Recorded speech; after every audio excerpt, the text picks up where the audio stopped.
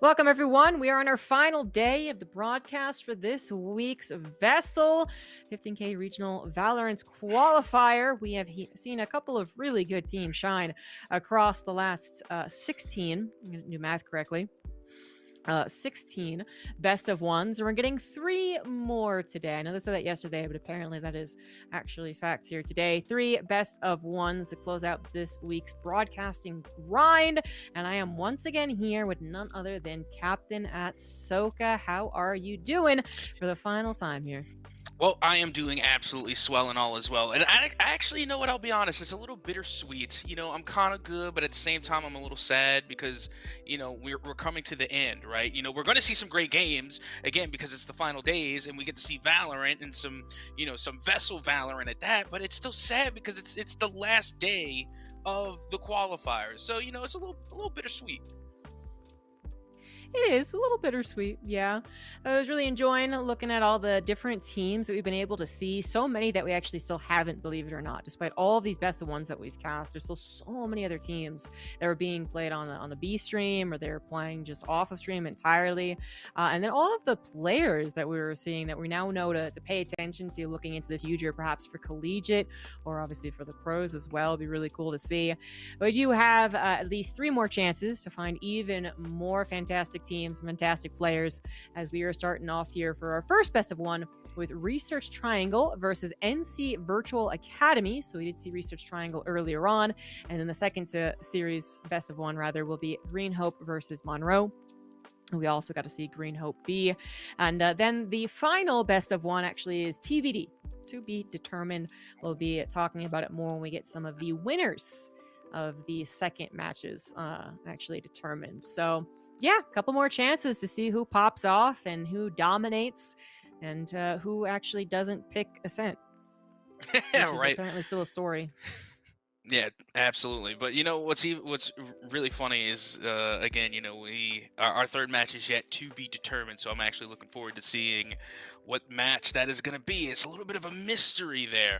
Also, again, we talk about how like VESL in and of itself is just like a big opportunity, especially within this Valorant qualifier for these high school teams to really put on a display because you never know who is going to be recruiting, looking for their next first round draft picks for their esports program. Who knows? It could even be Doc Haskell from Boise State. That's right, Boise State holding it down. Absolutely love their esports program. I love their production facility. I love everything about the Boise State over there. So again, just like just some shameless fandom going here. So yeah, gotta have my representation for the homies over there in Boise. Is that because you're from Boise, or you just really Oh like it? no, I just think they have a really cool jersey, and also they Oh, gave it to that's me. totally fine. Yeah, they gave it to me, so it was free. Oh, So like, I see. I see. Paid by Ascent. No, I'm totally with you. That's actually why I like Cloud9. I think their colors are really nice. Anyway, we are finally getting into our first best of one. Again, Research Triangle starting off on defense here on Bind, and then NC Virtual Academy is going to be starting on the offense. Now, we did see Bind yesterday, so thankful to see it again here today. But that yesterday's game ended up being a bit one-sided. Kind of started off promising, but then, yeah, it quickly became one-sided. So I'm hoping for a little bit closer here today, recognizing some names from Research Triangle from earlier on in this week, and looking forward to seeing what NC Virtual Academy can do, as they have yet to lock in their agents. Yeah, and honestly, when we're looking at composition, so far I want to lean with Virtual Academy here, simply because that they are bringing in the Cypher rather than the Sage. I feel like Cypher is just so much more viable on Bind than Sage is, and granted, like it could be a good composition for Research Triangle because they are bringing the double heal. So that in and of itself, it could be a very viable composition, but still. After the Cypher buffs, Select I your love agent. seeing them work on Bind. We've already seen them do phenomenal with that agent selection. Again, oh man, who was the Cypher player? Was it My Dad Left? What's the name of the Cypher My dad player? left me or something like that. Yeah. Yeah, and they were just absolutely cracked on the Cypher on Bind. So again, in that regard, when it comes to Sentinels, I want to lead with Virtual Academy. However, for the duelist comp, I do prefer Raze on Bind more than Reyna. Yeah, I mean, I think that's generally considered right, but we did see some really great Reyna play, especially their ability to pop off on their lonesome if it does come down to that. But the Ray's entry is just so spectacular, really creating a lot of room with the bouncy bounce, hoppity hop into whatever gun battles or the showstopper if they get it. We've seen some really amazing displays of that exact tactic. Not so much on Bind, actually, I don't believe, but it was on Lotus that I remember quite a few coming out from Kin, I suppose. But we are now on to the start of this best of one research triangle, setting up on the, well, I was going to say default on the defense, but the Sage still hanging back there. I guess deciding an NC Virtual Academy. Clearly all stacked up. Looking towards A, just the matter of which way do they go. Yeah, and you know what? I love this double controller comp coming from both sides, which we talked about has been like the recent meta. But what we pointed out yesterday, because we actually did get to see a bind map, is that we had one team that was going to go solo controller with the Viper. And that's where we had an issue. We said, you gotta pair that with a Brimstone. So it's nice to see that today both Virtual Academy and Research Triangle are pairing their Vipers with Brim. And there we go. The first elim and the first trades are going underway there in Showers. Yep, tucked in the Showers. Did not end up getting 2 for that little maneuver there, but Null was there to help out to actually grab 2 for 1. So a nice start for Research Triangle as they kind of got the jump on NC Virtual Academy, quickly laying down who's in charge, I suppose. But Null does get taken down by their doppelganger. And it is clearly going to be that A-site hits, although the teleport is available. And that's why you got to be careful about over-rotating on this map. Quickly through Hookah, we do have Griffin Dragon making sure that wasn't going to be uncontested. Unfortunately, was reloading in the midst of the battle. Wasn't able to get anything done there. And now it is a 2v2. Things slow down a little bit. 36 seconds on the board for the attackers to get the plant. They've got to make some motion soon. 30 seconds Sky. left. I'm not sure if they have a bird to use. Actually, doesn't seem like they do. There we go. Actually, not effective, though. Unfortunately for them, taking out the gun already in the heat of battle, and it will be Research Triangle with the successful defense.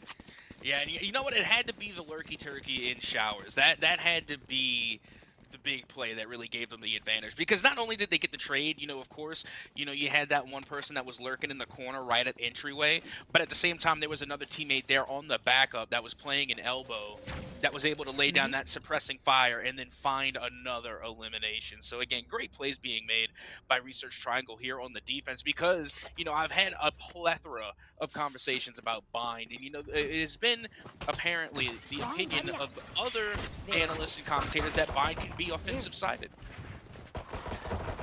Sure, yeah. I haven't checked the stats anytime recently on the map, to be honest, but I'll stay with that, sure. There's a lot of mobility, certainly, with the teleport aspect of this map that can cause some confusion, but not effectively so far for NC Virtual Academy, as they are looking to lose the second round as well. Trying to make some impact at the very least, but all they actually get is 1 down for Research Triangle. Bonsai able to get a 3K to clean things up.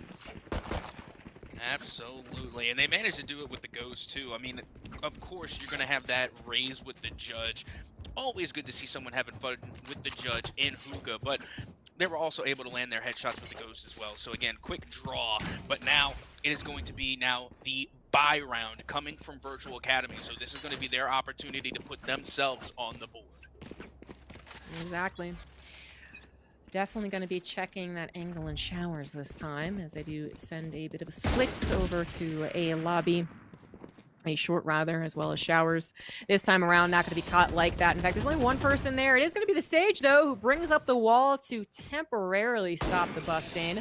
Also have a Viper wall coming down on the other approach to the A site, obscuring the intentions a little bit, busting on through, getting onto site, maybe even getting a little bit of a back attack to help out their buddies in Showers. So far, isn't going so well. Jack Tural able to get a shot with the Marshall. Richstar using the Spectre to good effect. Only Fox Nibbler finally getting 1 for NC Virtual Academy. But that is it so far. Another one does go down, but Noel is looking to stop the plant. Doesn't stop the plant itself, but is sneaking up on the remaining member of NC Virtual Academy. There's about to be 3 angles directed at Lonely Fox Nibbler, and I'm not sure they're going to be able to tackle all of them. They kind of got a little bit of surprise, not only temporary, as the Sky Bird went out, kind of revealed them a little bit. And now it is a problem of defending their own spike against the 3 people and the 3 angles that they can't set up. So unfortunately tried their best, wasn't going to be good enough, and Research Triangle take that kind of scary 3-0 start that you have talked about in the past. Gun here. I mean, yeah, it's the bonus round, and that's huge. Again, Research Triangle starting off phenomenally here on Bind. I mean, they have clearly set themselves a cut above their competition here. I mean, not to say that Virtual Academy aren't putting in their best efforts, but it seems like every single time they try and find an entry onto either the A or B site, Research Triangle is just there, literally calling the plays out, reading Virtual Academy, and just making some fantastic predictions. And not only that, but also holding down the sight lines. Again, the angles coming from Research Triangle are top notch, and so far they haven't seemed to miss. So here we go now into round number 4, as it looks like the spike is going to be lining up over towards Hookah. I do wonder if that split attack into A could have been a little bit better if those coming through A short actually would have done a bit faster, basically. And gotten, like I was talking about, maybe a surround. Didn't really work out that way, of course. And that was their loss. And now they are on a pretty poor gun buy. Able to trade out so far, 1 for 1, but many of NC Virtual Academy now injured. There are the final shots of them. Needing at some orb control coming in as they do take that freebie ult orb. Null grabs 2 to leave only Marvel's Tokyo with a ghost to do nothing. Null grabs a 3K that particular time. NC Virtual Academy, they didn't have a lot of good guns. They did not really put a lot of eggs in that particular round basket, but now what can they get with their 2 ults online as well? Well, I can tell you what we can get. We can get our first timeout of the day. That is for sure, will be confirmed. We do have our first timeout here on Bind, and we all know what that means. It means it's time for the Zombie and Etsoka show, everybody's favorite show, once again, as we are here on Bind. And again, the compositions are just looking so much better. But Zombie, again, we got to talk about you getting ready to go to DreamHack in Atlanta. And again, kudos. I'm actually really, really happy for you. That is super awesome. So I want to ask, while of course you're going to be going there and you're going to be working on StarCraft for sure. But do you plan to go and visit maybe some Valorant while you're there? Like, what else are you going to be doing at DreamHack Atlanta when you're not covering StarCraft? See, I would say yes to going to check out all the other games, but to be honest, this is the first time that we're going to have a North American event since COVID. So I have so many friends that I haven't been able to see because we had Montreal in 2019, and then COVID hit like a couple months after, and then we were supposed to go to Atlanta last year, but then we got casting in Stockholm, so it was kind of weird. So this is the first time I'm seeing all my friends from North America. Also, BlizzCon stopped being a thing, really, so no one wants to go to BlizzCon anymore. So we stopped going there too. So that's what I'm going to be doing. I'm going to be hanging out at all the hotel lobbies, gabbing with my friends over the last decade of esports, and I'm really looking forward to it. So yeah, I'm pretty excited. Thanks for asking. Oh, of course. That's the fun part about the Zombie and Etsoka show. We actually get to, put, some stories behind the faces, of esports. That's why I love doing those little segments, getting to know the commentators. Because honestly, I feel like some of the commentators, we don't know a lot about them. They just they show up, they talk, and then they go home. I like being able to get them their time to shine a little bit. Yeah, no, I always think it's better to have those personalities shine through, and sometimes you just gotta ask them the straight up questions. Give us your personality. For Bonsai, personality is winning with Vandals. Apparently, they are totally Gucci now. And Dragon picking up a shinier weapon there. And NC Virtual Academy don't seem to be doing much this round, despite that timeout, despite the gun buys, and despite what could have been 2 ults, which now is only down to 1. As their Sky is taken down. I was gonna say, it's time for the Cypher ult in a 2v4 where you know where your enemies are. I actually believe that this is winnable, but unfortunately, the last 4 rounds have shown some better gunplay from Research Triangle, and that's where I'm concerned. They might know where they are, but that doesn't mean they necessarily win the battle. Exactly what happened there to Ice Bear. And now it's 3v1 in which Marvel's Tokyo is at like 10 health, apparently. Oh, and the spikes over in Hookah. Woof! I was about to make note of that. Like, to make matters worse, they don't have control of the spike. So yeah, I mean, best thing you're going to be able to do is save this Vandal for the next round, and then you have a hero Vandal. So honestly, I would just try and throw that to whomever is, I guess, best on their shot today. But yeah, that's going to be a save coming from Marvel's Tokyo, as it is going to be 5 unanswered rounds going the way of Research Triangle, and they got 3 ultimates at the ready. Unfortunately, Bind might be setting up to be another one-sided map. I certainly hope not, but NC Virtual Academy once again on the scrappy buy, if you even call it that. It just is that Hero Vandal given to Lonely Fox Nibbler, who is currently on the top of the scoreboard, but this was not too much, unfortunately. So Research Triangle is the one with all the cards here. 3 alts, the strategies, the duels, all going well for them, as we do have the attempt to push into maybe Hookah here, but there are 2 members of Research Triangle waiting. Just revealed, at least, that there's a raise in there. That's great. I was going to say, is it actually going to scout them? It does. Boombot activates. There's only so much slow going that can be done. It seems like B Long might be an open entrance. The Skydog just revealed it, so I think we should have some rotate over there. At least some people poking their head in, trying to get multiple angles, because Hookah is still infested. Bonsai is waiting for them to appear, and there we go. The shots come out, and Bonsai grabs 2. There was 1 loss for Research Triangle as well, but now we do have the opportunity to also look at the site. Seekers on the way out, going to be able to at least delay those in Hookah, but delay is really the word here. Even a grenade bounced off the wall. I don't think it did any damage, but it was a good idea. And it might be a plant. It just might be a plant. That's great. But can they actually defend it? I mean, at this point, no, the showstopper. Yeah, I was gonna say I don't even know at this point if it was so much being able to defend it rather just getting the plant down, getting that spike money in the extra economy, and also making it as expensive as possible. For the side of Research Triangle, because I mean the weapons are definitely stacked against them. Meanwhile, we do have the 1v1, and it will be a Lonely Fox Nibbler going in a doppelganger Sky v Sky. Vandals in hand, the swing comes out, and Nell will be able to get the final elimination and the defuse, giving the 6th round win to Research Triangle. But you're right as far as what you can do, I suppose. That was kind of all you could do without straight up winning the rounds. You did get the plant, and you did take down most of the other members, so hopefully making them a little bit poorer. But after winning 5 in a row, and that was their 6th in the last one, they're not exactly poor. They still have all these ultimates. The NC Virtual Academy, maybe if they do win this round, they also are buying up once again, and then we can start talking about a little bit of a reverse of momentum. But they are trying once again to go through a little split here onto the A site. Showers is going to be taken care of once again. Odin on the hands of a Sage, already grabbing 2, looking for a 3rd. Might be able to get it as they do heal themselves up, successfully dodge away from the Molly 2, and quickly becoming a 5v3, in which Research Triangle is also scouting out one opponent's intentions. So kind of feels like NC Virtual Academy a little trapped right now, maybe going to make their way over to that B site, but we have the Brimstone and the Rays totally paired, both angles covered. Yeah, it's going to be a full rotate over towards B now, coming from mid, and I can't say that I blame them necessarily, but at the same time, you literally had every single player there confined into Showers, so I mean, maybe at best you just go for the util dump, but look at this lurky turkey coming from the Brimstone right underneath Hookah. I don't even know if they suspect them being there, and then of course you have Bonsai from Garden going to be watching that entryway as well. It's only a matter of time. This is going to get, oh no, there goes the camera. Okay, they didn't call in the camera. This is some, I don't even know. This is so cheeky.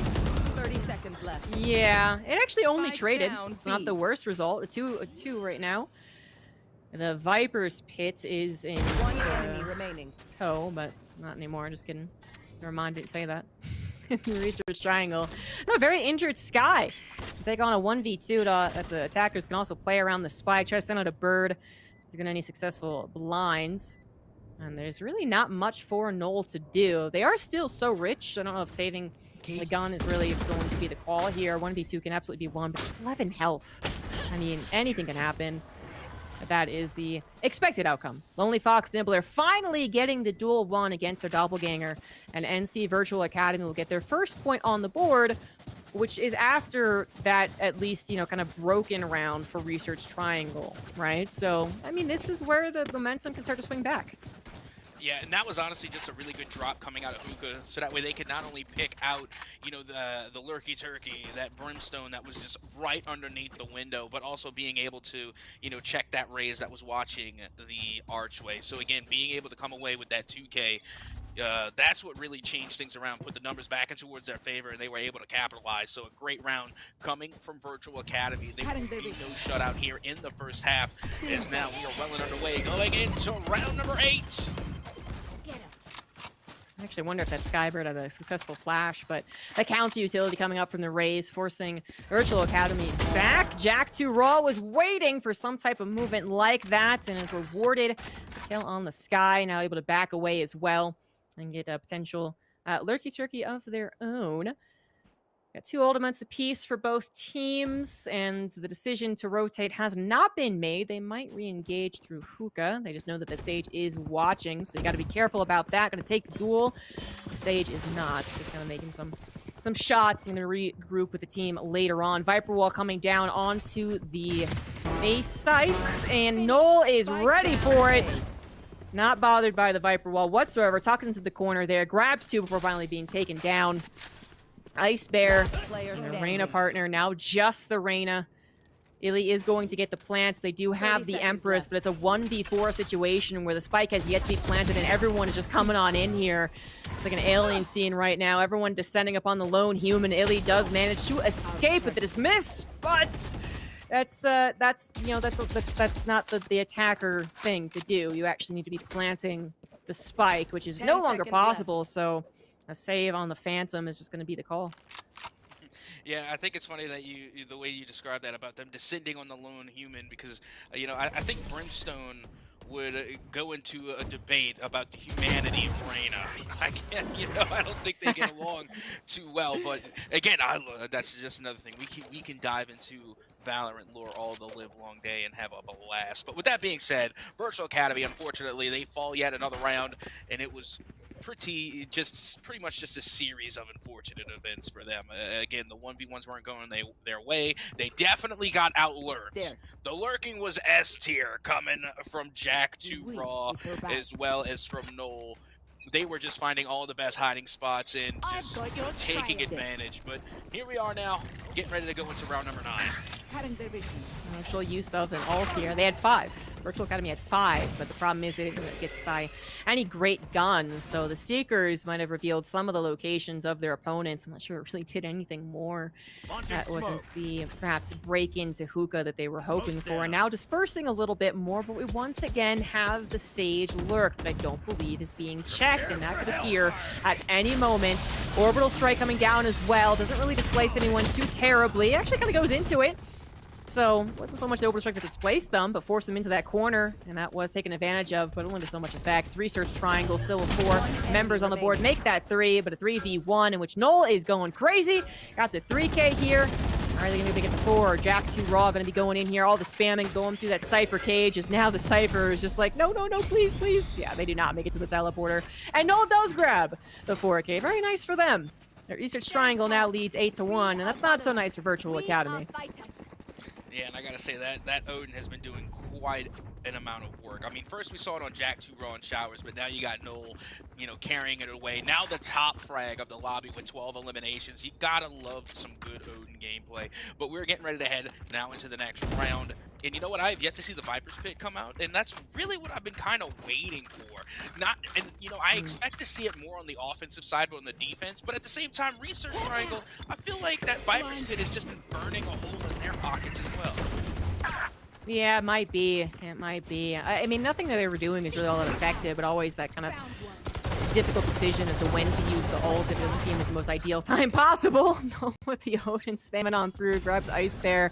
That's 2 already down for Virtual Academy. The Viper's Pit still potentially a play for them, but then the question is, can they use it effectively? No, they cannot. Richstar takes that out of the equation. They are clearly diving towards that spike plant, hoping to use the Viper Pit just shortly after. Not possible. Neither is winning with that Marshall against the Odin.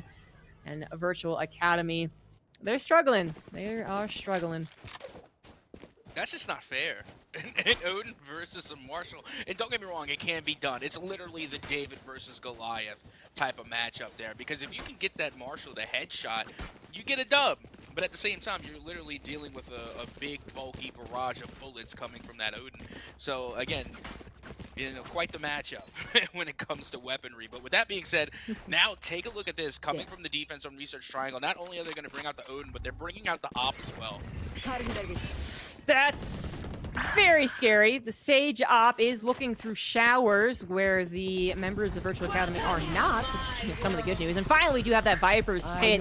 It's going to be shy of actually, you know, being on the plant or during the plant, but it is still going to, well, I was going to say cover it, but there we go. Now it does cover it. So, gonna be the first, like, one of the few times that the spike has actually been planted in this entire best of one, but it looks like it's not going to be enough, even with the ult coming through as well. Research Triangle, they also have their Viper's Pit, so it's just, you know, all types of poison every which way we look. But I was gonna say they also had the Sage ults, so they could bring back someone if they needed to. Doesn't seem like they will need to. All down to the lone Ice Bear who was just taken out, so that is gonna be the defuse and a 10-1. I mean, Ice Bear is just a polar bear, isn't it? I mean, when you think about it, and an Ice Bear Pretty sure is a polar bear. Before the switch. Am I tripping? Well, Am I capping? Is Captain capping right now? does the polar bears only live on the polars of the Earth? The I would assume that's where the name comes from. Poles? You know? I've never seen Yeah, a but there's polar ice bear. elsewhere, so. I mean, it's true, but, you know. But that's the point, though, right? You know? So, like, polar bears go to other icy areas, which would make them ice bears. I guess that's true. Unfortunately, being a polar bear isn't enough, apparently. It's usually enough. There. But not this time. I'd be a polar Bonsai bear. also getting a pick.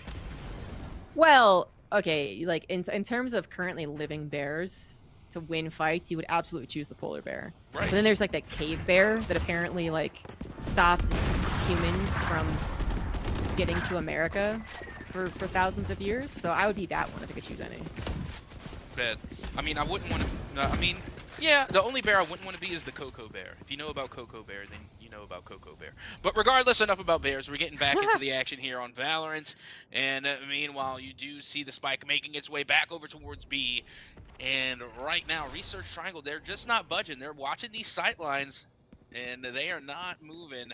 As it looks as though that maybe the spike might try and rotate back over towards A, where that lonely Viper is just there watching.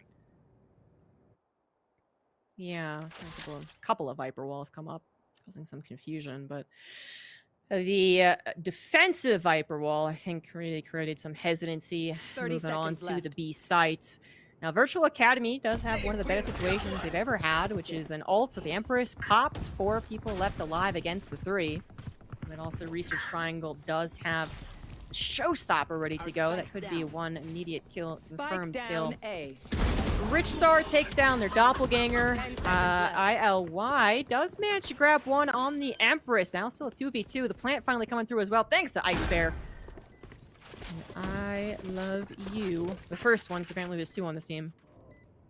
Still got the Empress going. I think they know about the person up in heaven, but now things have changed around. The showstopper has been brought out. An attempted escape is not going to work out. A Bonsai ult beating the ILY ult, and now is just down to the Cypher, who is also taken down by Bonsai. That's the Bonsai, by the way, the tree, not Bonsai. Like, super excited, but either one works.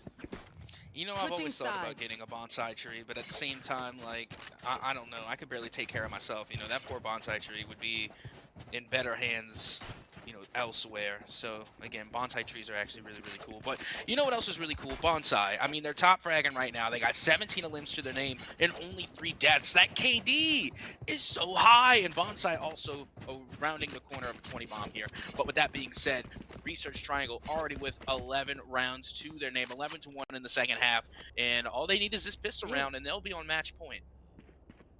Yes, and if they win this pistol round, then we kind of presume they're going to win the second one too. We're forcing a buy from Virtual Academy, and then it doesn't really get any prettier. Basically, Virtual Academy has to be, well, let's say it, drastically better on the defense to actually start turning this best of one around. See if they can do it.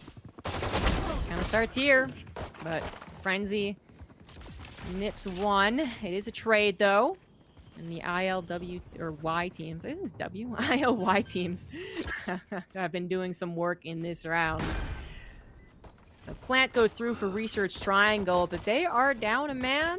Yes, that turns into a 2v3. The Viper is incredibly injured. Now Griffin Dragon with some wallbangs also incredibly injured. Certainly a great chance for Virtual Academy to take this pistol, and then it's expected for them to take the second round. And we got a ball rolling here as the defuse comes through. Virtual Academy will get a second point on the board. And hey, a team ace as well. Yep, and now not only that, but like you said, when you win the pistol round, you should inevitably win the round that follows. But let's see, we have definitely seen crazier things happen here at VESL. As a Research Triangle, once again, will have to come through on the attack, which, again, this is our first time actually seeing them on the offensive side of the spike here on Bind in this matchup. So who knows, you know, if Virtual Academy is lucky enough, Research Triangle might just fall short on the offensive side. They might. I want to believe. But it is a long road ahead. Again, when you're up so many rounds, you can really take so many gambles, even kind of crazy, you know, nonsensical ones if you really want to. Virtual Academy, a couple members on the B site to defend, but they're kind of, you know, they were kind of trapped actually. They're getting overwhelmed. Unfortunately, couldn't make the escape. Do lose out on one more member, then Research Triangle. Now Research Triangle trying to find the rest of the team. Two of them stacked up in elbow. Or, well, one of them was scouted, actually. I don't think the Viper was. So they know at least where one angle is taken. With 4 members left for Research Triangle, they can actually cover all of the angles that come into B sites. It's a matter of actually winning the duels, though, not getting overwhelmed themselves, as Noel has been one of the star players here. Still up and running. I love you too, and I love you one. Actually getting one apiece. And now we have a 1v1 that unfortunately for Virtual Academy goes the way of Jack to Rawl.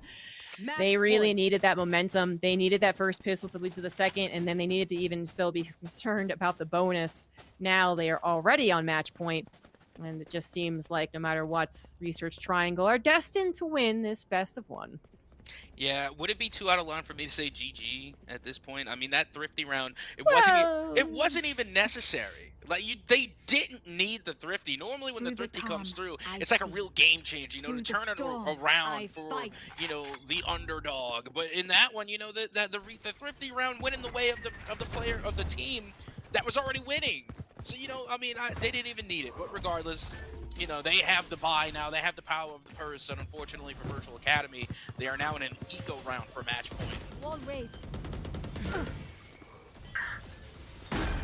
Bigger surprises have happened. I want to believe Virtual Academy can do something, but they get picked off for the get-go.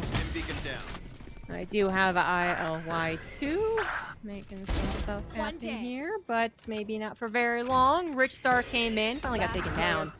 Nonetheless, did some work, and Noel also taken down all but one. Lonely Fox Nibbler, true to the name, is quite lonely. But are they more powerful when they are alone? Hopefully so. Spike is continuing to tick down, and actually that is going to be it. Over the box as we go in the Doppelganger battle. We do have Research Triangle winning 13-2 for our first best of 1 of the day. Haha, you said 2-2. I know, it's like you know, working with a child, but regardless, no, that was a fantastic first game that we got to see, and again, a little bit of a resurgence coming from Virtual Academy, but at the end of the day, it was all Research Triangle. They played phenomenally, and you know what, the double heals, I think, you know, definitely came through in a lot of these gun battles, because, you know, they would take a little bit of damage, you know, just trying to get those initial picks, and then from 2 different sources, they were able to heal up and get back into the fight. And not to mention their team coordination was flawless, especially during that last thrifty round that we got to see. They all pushed onto B site at the exact same time, and even with the weapons disadvantage, it was just too surmounting for the defense to hold on, because they were only 2 stacked, which is appropriate, by the way. But when you're getting, you know, jump packed by the Rays along with everyone else right-clicking on the Classic, there's only so much you can do. Exactly. The ideal there is to maybe stall out for a hot second and then, you know, back away and regroup, I think. But not able to do that before they got overwhelmed. So that would have been the start of maybe the ball rolling. Ball rolling, but not to be so. So that is our first one done. And now we get into our second, or very soon, hopefully, we'll get into our second best of 1, which is going to be Green Hope versus Monroe. So don't go anywhere, guys. When we come back, it is more VESL Valorant.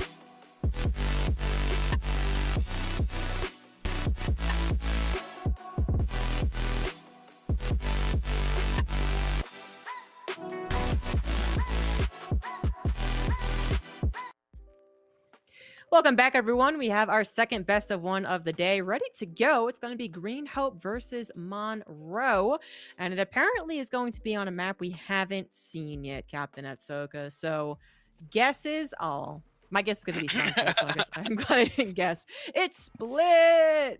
Huzzah! That was actually really funny, just because it was like guesses. The game was like, okay, bet, we're gonna guess splits. And again, not surprised to see that there's an ISO coming out from Green Hope B. Actually, no, they're hovering. They don't know if they want to go there. Respectfully, but yeah, no, this is like one of the maps where I have definitely seen ISO play come out. It has been interesting and a little bit viable. I still wouldn't say meta just yet. I feel like that's a strong word. But you know what? On this map in particular, I do tend to favor, wall-based controllers. Like, again, Viper for obvious reasons, but also I think Harbor is pretty viable too on this map. But again, I like being able to wall off Heaven, whether it be on B or A. So I just like being able to throw that wall out there. I mean, I know you could throw smokes on it as well, but I don't know, something about the wall-based controllers I just think goes well, especially when you're trying to take or retake site, being able to,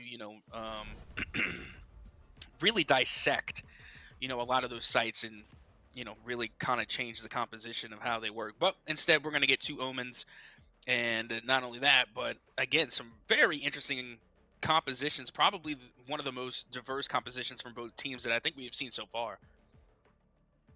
Well, we had a 5 duelist, but... Yeah, that's not very diverse. You mean against each other, or no? Right, I don't know if you mean against each other or as the yes, team. yeah, I just meant like against each other. Oh, okay. Well, I mean, 5 duelists against someone who was trying to go for a regular team. I mean, that was kind of different, but I'm hearing what you're saying. I was looking at the Yoru pick. I was excited to see Yoru. There's a couple of agents that I think are standard, I guess. Like, I think of them and I'm like, okay, this is like a little bit of a Counter-Strike. I'm allowed to say that here. Taken and kind of molded into the Valorant sphere. Obviously, KO being the big one there. And then there are some in which I'm just like, okay, this is really unique. This is something you can really like do with, and I could see the skill ceiling being really high and making some really fun strategies with. And I do think Yoru is one of those guys. So that's what I'm excited about. So let's see who is going to win this best of one. Be excited to move on. Monroe High starting off on the attack, looking to hit that B site. We do have everyone from Green Hope B rushing on over to try and get there to help out on the defense. And I think the trigger has been pulled. First shot goes to Green Hope B, and it looks like they are continuing to win as Jogo would win. Grabs 2, looking for a third, fully healed up again, overhealed in fact, and they are just going to chase down the rest of Monroe High. Spooks with 2 shots, does get something said in return, but now this lone Sage going to get surrounded and knifed. Jogo would win. It's the final knife. Well, there you go. I mean, that's the pistol round for you. There's no other way to put it. That was just some pure cheekiness, but at the same time, great communication coming from Green Hope B, just being able to really isolate the push that was going on towards that A site, or rather the B site, apologies. And then just coming in one fell swoop and clearing out the entire garage area. Again, great heads up play by Green Hope B. And, again, I was looking at the compositions, and I just really don't know how I feel about a double Sentinel comp on Split in particular. Like, the Sage, I get it. Sage wall mid, all the time. All the time. Good time. But having the Sage and the KJ, I don't know if that was the right call. One enemy remaining. See more development, I suppose. Right now, we're not seeing any development. 3K from Rhino. Quickly making work of this second round. A flawless even for Green Hope B. So that's not swinging strong into the third round. I was just going to say that actually I feel, I don't have a strong opinion because I think you know more than I do, but I actually kind of like it, but only if you were on defense, and only as a strong defense start. But I'm also kind of biased because I just kind of choose KJ no matter what.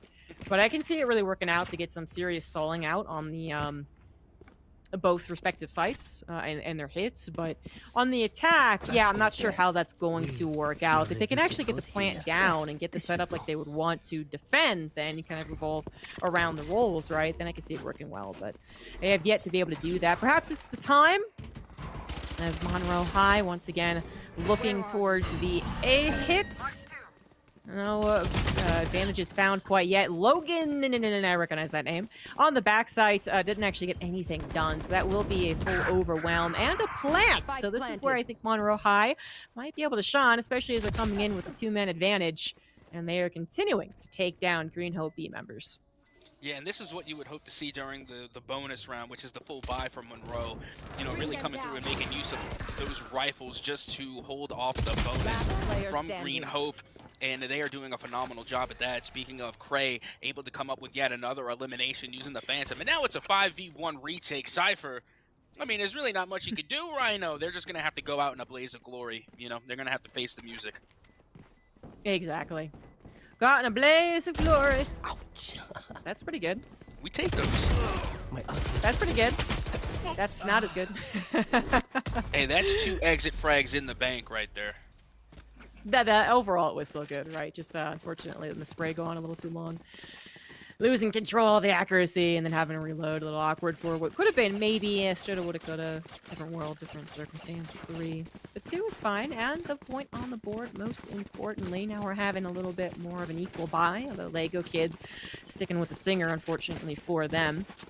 Is going to be the odd kid out. You never want to be the odd kid out. You always get bullied. Decoy. Yeah, you do. Speaking from experience, but no, in all seriousness, again, going into round number 4, welcome to what is officially now the start of the match here on Split between Green Hope B and Monroe High, because this is the rifle round. Both buys on both sides, except for that one poor kid getting bullied who wasn't able to join the fun and has to settle for the stinger. Meanwhile, Logan is going to be able to get traded out there. Not a bad start, Spike but planted. the spike now going down and will tick away against Green Hope B. I do believe Green Hope B, you know, they want to take a more cautious stance against that site hits. Unfortunately, Logan wasn't able to back away and was in fact traded. So Monroe High able to plant down on even men here, even players. Jogo would win though, starting to get a little bit crazy. That's a 3K for them, and they're going to get the defuse as well, unless the Omen can say anything. Absolutely not. Rhino takes them down before they even get a word out. And Green Hope B will get this 3rd round. A lot because Jogo would win. Playing a little cracks right there, but also just good overall team planning. Monroe High got on the site like they wanted to, could not end up defending it. And you know what, again, that was just a phenomenal retake coming from the way of Green Hope B. And you know what, it was kind of scrappy, as you know my friend Cairo would say. It's a wee bit scrappy the way they came in on that one, just because, you know, they were really going, you know, kind of risky. It was a little high risk, high reward, the way they just kind of dropped down from ropes and they played around the smokes, which was great, but at the same time, you know, it really opened them up for some attacks. But luckily they were able to hit their shots before Monroe were. And now we're going into round 5, and this time Monroe really got to pull out a dub here, or Green Hope is just going to start to tear away. Well, it's not a... Oh, okay, that actually wasn't so bad. I thought they were going to be taken down lickety-split, but they end up trading out, and then Logan, who has been ever present on the A sites, has just been kind of mixing around exactly what portion of the backside they're using, has been very successful finally this time around. Not just going down, not just trading out one, but rather still alive after taking down 2 of Monroe High members, also getting a scout on that cage. He kind of tucked in right there. And there's not a lot of options left over for Monroe High. They have the KJ ult. If they could get a plant down, that would be useful, but all of these angles starting to be covered. Sewers is the way to go to try and get some traction, try and get some movement, but we do have the Omen scouting around for that, and anticipated by Spooks. That is nicely done, opening up the pathway to the site, coming in from heaven. The Cypher has some utility, but all in the wrong direction. 30 seconds left. Gray's now also waiting for another one coming through mid. Nicely done here from Monroe High. Actually, as things slow down and they have to readjust their plan, they're actually thriving. Another one for Cray. Rhino, though, does catch Spooks looking the wrong way and catches Cray up in heaven. Rhino ends up defending the side to give Green Hope 4. Yeah, you gotta like the positioning coming from Green Hope B. Granted that, you know, they did definitely lose 2 or actually 3 in the process again with the gun battles. But, you know, they were really sticking to their positions. I mean, you typically, you know, would see like a full rotate from the defense. But again, you know, they were trying to really analyze exactly what the plan was from Monroe. Logan, again, holding it down on A. Meanwhile, you had Rhino on B, and neither of them moved from their respective spots. They knew that this is where they had to watch. They were holding sight lines, and then you had Omen in the mid. And then, again, just fantastic positioning from Green Hope as they were able to cover multiple angles and find the necessary picks in order to get the win. Yeah, it's kind of maturity when they don't over-rotate and just kind of go, you know, running around, desperately trying to beat them to the punch. They don't panic. Monroe High does have... Yeah, exactly. I was going to say Monroe High has 4 ults, but they don't really have the guns. Killer quickly tries to get in with a cheeky Yoru, but doesn't find any success. Spooks does find one, but the guns, I think, are just too freaking good for Green Hope B as Obey comes in. Grabs 3. Won't be grabbing a 4th, but yeah, Green Hope B will clean up. And you see, this is what is actually making me a little bit nervous right now for Monroe High, because you have to keep in mind, the composition that's coming from Green Hope is an offensive composition. They're going with the double initiator. They have an aggressive controller, which is Omen. I consider them to be a little aggressive because, again, they have the blind utility that is Paranoia, plus they have the teleport that can really entry onto site. Omen is a very entry controller. So again, I feel like they have a very aggressive composition, not to mention with the Reyna on top. So I'm kind of nervous for Monroe, the fact that they're going down so early while Green Hope is on defense, because when they make that swap, they're going to have to deal with a very aggressive offense coming from Green Hope. And potentially a huge deficit of rounds, too, if they can't turn things around. But this is the round to do so. They've got all of those ults. They are using them. They also have got the guns as well. Now, the attacker, Killjoy, going for the lockdown, does push everyone back into the corners. Once again, the Yoru going for that teleport back there is successful. This time takes the win in the 1v1. And it so far has been a dominating performance from Monroe High, as all 5 members are still on the board. Yes, they had to use a couple of ults to get to this situation, but get to it they do. And if they can go ahead and take a flawless here, that would be amazing. Not going to be the case. In the Battle of the Skies, Logan wins out, and he's even going to pop a Seekers, believing in their chance to take a 1v4. Maybe they should not have, as Prey takes them down. And Monroe High will get 2 and still have 2 ultimates for the next round. Yep, not bad at all. Honestly, this first half is actually not bad at all. I mean, it was looking one-sided in the favor of Green Hope for a little bit there, but at the same time, you know, Monroe keeping it within 3 rounds is not a bad half. I mean, if you ended up going into the second half, let's say, I don't know, 8-4 or 7-5, you know, that's still a decent half. Even at 8-4, that's still a decent half. So again, Monroe definitely not out of this yet, especially in, you know, considering that the 2 ultimates that they do have are really good. Next? I mean, I'm looking at the Yodo ult, which has been activated, and now they are going to get so much intel from that. And unfortunately, the intel not coming away quick enough, maybe, as they do get one taken down, but starting to actually get these trades in, and the Yoru pops up on Logan, but Logan with the Sheriff gets the shots, most importantly, able to pick up the gun as well. Monroe High with the Sage ult, able to bring up 1 again, though, bringing it back to a 3v3. Green Hope B scouting around now, seeing exactly what angle Monroe High is going to be going through, as it all seems intent on the A site. They do have a minute, so they could change their mind, maybe go through sewers. I think they are waiting for a little bit more over-aggression from Green Hope, actually, on the defense. Coming into their awaiting arms would be very, very nice. Kaitao gonna pop on out in some Omen v Omen battles. They've got that gun, and they are going to get the shot. 1 enemy Kaitao takes out Kev. Rhino takes down 1 more, and Green Hope B are going to get the win here. Despite that awkward initial buy, they pulled through. 3 on the board, 2 ultimates as well, as they get a 6th. Kaitu had to be the cheekiest player in that last round. That was, again, the tech there was just so obscure. It was so unorthodox, but yet it was just so much fun to watch, and it was actually very effective. Again, they were just debating the remaining 3 players that he kind of knew. They knew that they were there right around the corner by Raptors on the A site. So again, you know, he was just trying to trigger out any type of movement whatsoever just to try to get them to push and to come in even closer in range of that Bucky. And not only that, but they also pulled their attention towards the Omen, giving open shots to their teammates and letting them find those last eliminations. So again, Kaitu with a great play, but they also will get traded out to start things off here in round number 9. It's actually 4 ults coming in for One Green Hope enemy B, and remaining. everyone is back alive for this round. So they are able to use the Nightfall with some effect, but really it had already been going Green Hope B's way with a lot of the gun battles. Monroe High on a bit of a save there, taken down, only managing to get the Omen down with them from Green Hope. So you know, not the best trade that they were looking for, and Green Hope B is starting to, you know, retain some cash. And we also have an operator buy from Tal the Omen. I'm looking for a quick pick off on the left side, B side in B lobby. If they can get it, that would be an excellent start. It's just so weird. Anytime I see an op on split, I just think it's a little weird. But I mean, I guess, Yeah. you know, if anybody's going to do it, it's going to be Kaitu, because like their tech and their mechanics alone have just been a little weird, to say the least. And now look at this. They're sticking Garage. They're not even moving in the face of adversity. And now look at Jogo. Jogo from up top, able to find 2, but then again, they will also be eliminated. Kaitu still sticking Garage with that op.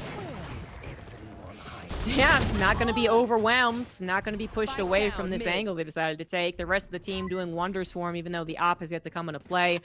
As all of the movements from Monroe High, the attempt to get through mid was just stopped short. Now it's a 4v2 situation. Killer Cook trying to team up with the partner here, maybe draw them in a little bit awkwardly. No. Oh, yeah, no, that did actually work out. That did exactly. The crosshairs covering each other's backs, got their 6. It's a wonderful thing to see. And now a 2v3. Absolutely doable, but they got to go pick up the spike. And that is the awkward part. They can take down Logan. That spike will be available. Dodge away from the bird. Quickly return back. And will they win the fight? No, they will not. Logan was with that high ground. Able to do the work. 11 health for them. 30 seconds left. So they're going to need some help if they have to truly contest this. I'm actually a little surprised. They know where the spike is. The Green Hope B are sticking to their guns. I guess we did note that as a positive previously. It's just with the spike, figured they'd be starting to come in a little bit. Maybe that is now happening. This killer, Tyler Cook, I guess, 10 seconds left. had to be, you know, forced to come in here. Actually managed to take down Logan, but also now severely injured, and it looks like it is acknowledged they can't get that plant. Absolutely not. Time to save. Run away. Yep, and that they do. And it's so funny to see Kaitu still watching the garage with the op. They literally have not moved since we've seen them. That's their area. You know, I kind of feel like the A site is Logan's area, right? Because that's where they're constantly watching. And for a while, Rhino was there on the B site. That felt like, you know, instead of a B site, it was just the Rhino site. And then, of course, the A site was the Logan site. But now I guess Kaitu's like, no, I got the op. That is now going to be the Kaitu site. That's where we're going. I'm bringing the op there. Don't worry about it. Rhino, go ahead and jump over to A site. I got this. Yeah, you know, it was kind of, again, it's a positive that we pointed out there, but to stick to their spots and trust each other. But usually if you were going to see that op play, it would be in mid. You know, there's not too many long angles, but this would be one of them. It is, however, kind of easy to obscure with that smoke, I suppose. I kind of either go either way, but then the dog comes in, pushes that back. It's the combined effort, I would say, of the op down mid with someone also watching heaven to help out and stall out any aggressive push that direction. But while many of the members of Monroe High are making noise on the left side of the map, around B, around mid, it is actually Spike to A. That Cypher is there with all their cameras checking that out. Going to be communicating that to the team if they see any more movements in that direction. We can see actually just spread out all over the place. Some of these going to come down to the isolated duels. The first one won by Kev from Monroe High. It's good news. And it looks like actually the call to kind of back away was there. Not fast enough though. Rhino did start to back away. The type of unfortunate fights, and now that A site maybe hits. Monroe High gonna get their plants. They also take a man advantage. They've got the KJ ult as well if they want to use it, which I think might be necessary at this point. Tao using the shorty and then getting that op up and running as well is in a dangerous position up on heaven. Do not reveal the head for the love of God. Kev comes in from the backside though, and everything combines together. And 1 millisecond for Monroe High to get their third point on the board. In the half. Yep, and then again, we start to see some cheeky plays being made by none other than Kito, we're gonna get the pronunciation right. Yeah, I eventually. don't know. Yeah, regardless, you know, some very cheeky plays. I mean, they were literally playing ropes with Lordy, watch out for the shorty, and they got 2 eliminations with it, again, just being oh so cheeky. But at the end of the day, Monroe were able to take over the A site completely, and then the retake just never came through. So again, good on Monroe in order to salvage yet another round win. And if they can pull out another, then they're going to go into the half 8-4, which is not that bad. No, I don't think it's that bad. And I really do like the different strategies coming out from both teams. Monroe High in that last strategy, I think did kind of, you know, obscure their true intentions, and then able to actually win out some of the duels, the 1v1s, working out well for them.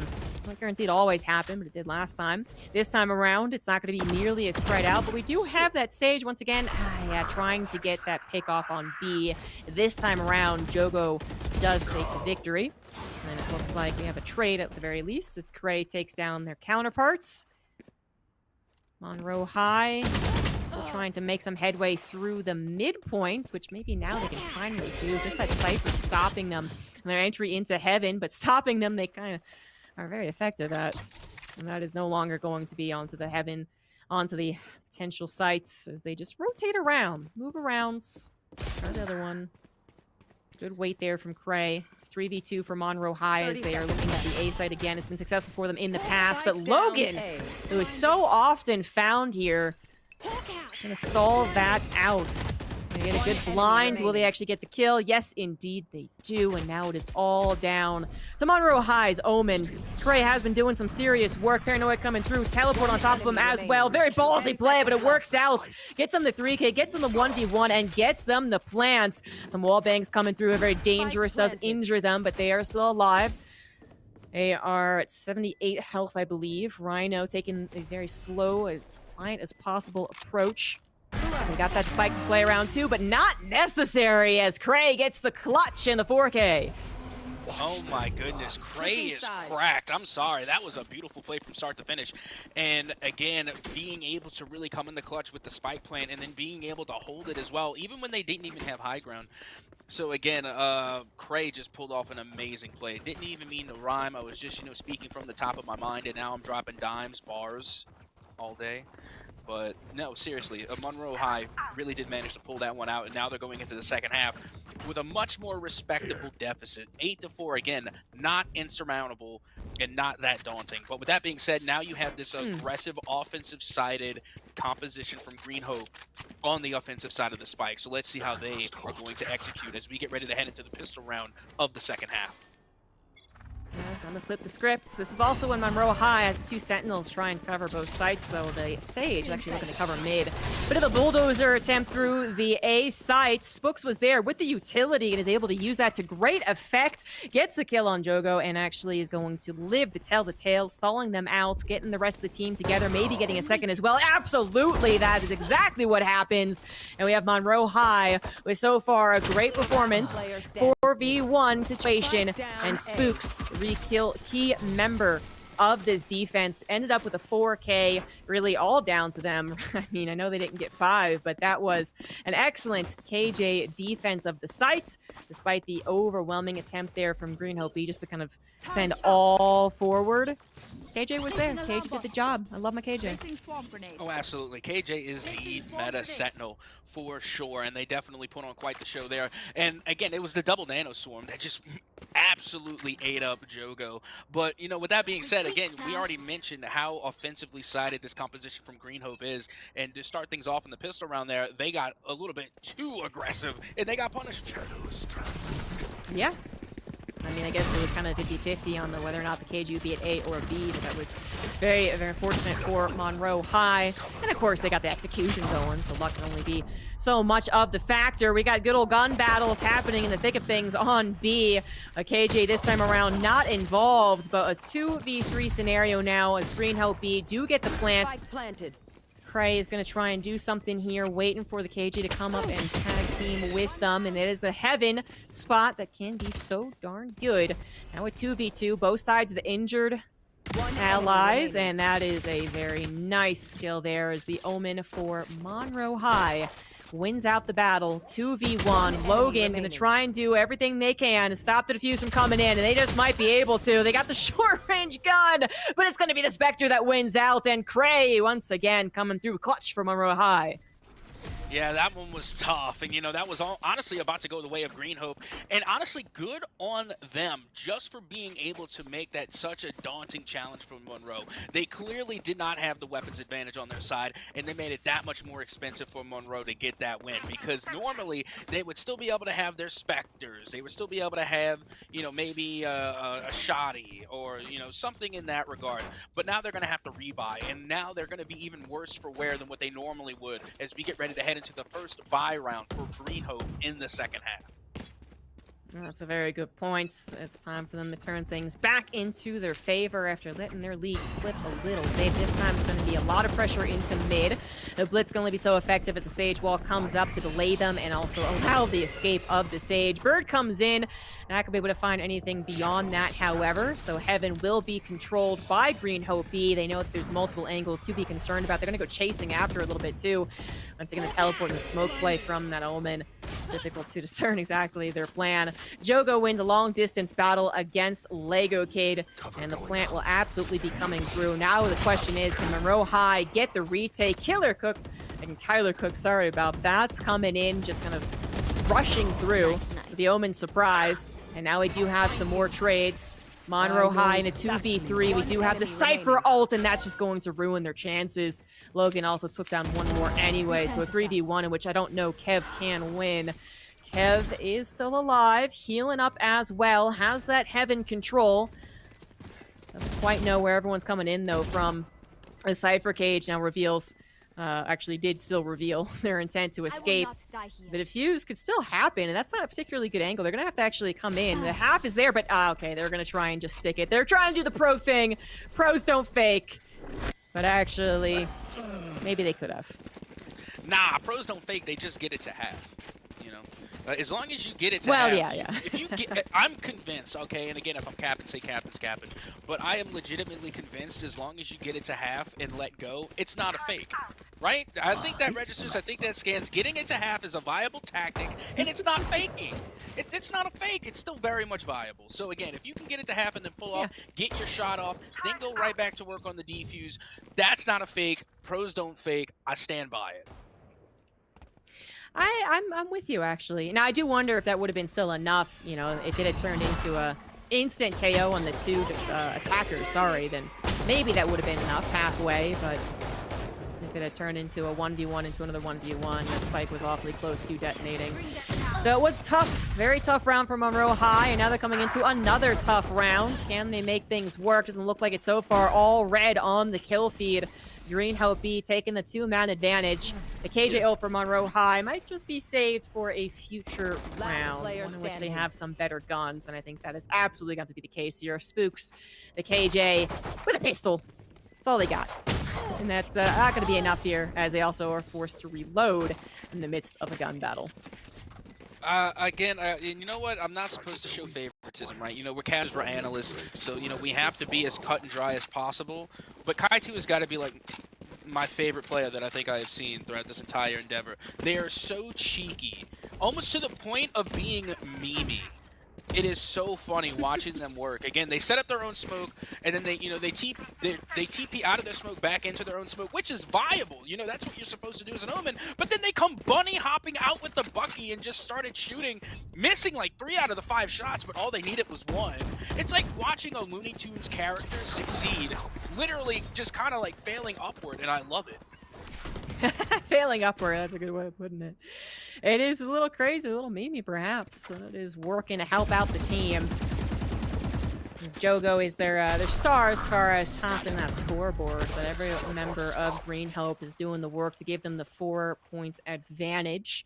Monroe High, though, now finally able to get some guns, do have those ults, the Omen ult and KJ. So if they ever determine that there's going to be a full attempt to rush into a site, they could pull it, but that's actually not it. Unfortunately, the KJ ults aren't really going to do a whole lot. I mean, ensure that they will not be heading towards A, okay, sure, but that isn't really the lay, as there was a lot of mid fighting going on anyway. But regardless of the KJ ult, other things, more important things are happening, and that is Monroe High taking down 3 and only losing 1 of their own. And the A site is not going to be hit at this point. Green Hope B moving over to B. Yeah, there was so much goofy goobery that took place in the mid. I'm not even sure what happened. If you blinked, you would have missed it. Because again, when you go into ropes, like everybody was just amidst of some random crossfire, and it felt random. Like people were walking into already pre-existing lines of fire and expecting not to get eliminated. Again, it was goofy to put it mildly. But now here we go into the post plant in the favor of Monroe. Yeah, a lot of ults just went down there, but the Yoru ult gave so much information to Monroe High. It did feel kind of inevitable with the man advantage they had, of course, as well, that they were going to get the defuse, and it's exactly what happens. So, gonna get closer to tying up the score, 10-7. What are the ults left now? Okay, yeah, no, they still have 2 ults on the side of Monroe High. That Omen's been holding on to his for a little while, waiting for the opportune moment. Got the Seekers for them as well. Green Hope B just with the Nightfall, but now also getting some of those good guns. We got an Odin from Catalyst time? No. Yes? No. I'm not going to play with it. Yes, no, maybe so. But right now, it kind of feels like Green Hope is playing a little bit too much. I mean, don't get me wrong. You want to have fun. Have all the fun you want. That's what we're here for. But at the same time, you don't want to have too much fun with your opponent. Face your fear! If that makes sense. Have fun with the game. Don't have fun with your opponent. Because if you end up playing too much, you just might choke. Yeah, maybe. Nightfall pushes everyone back. Green Hope B able to take some heaven control. A couple of members left over, actually, over in the B lobby as well into mid, and that's working. That is an effective plan. The first 2 kills go down there, and Monroe High now coming in at a deficit. And now make that even a bigger deficit is just, well, nothing's working out well for them.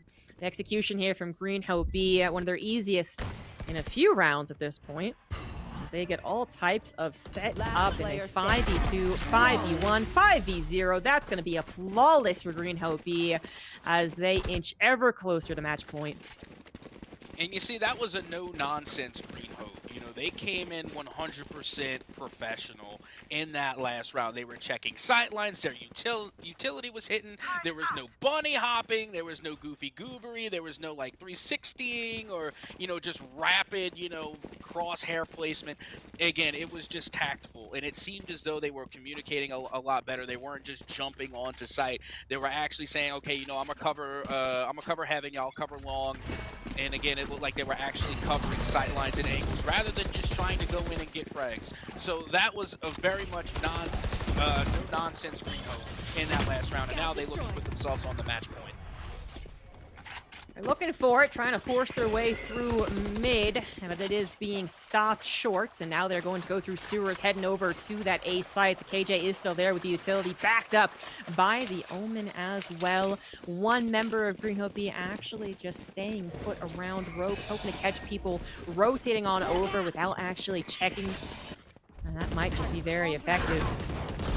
We do have some gun battles elsewhere, however, also going down. It's been trades all over the place, now favoring Green Hope B, thanks to Jogo would win. Just took down 2.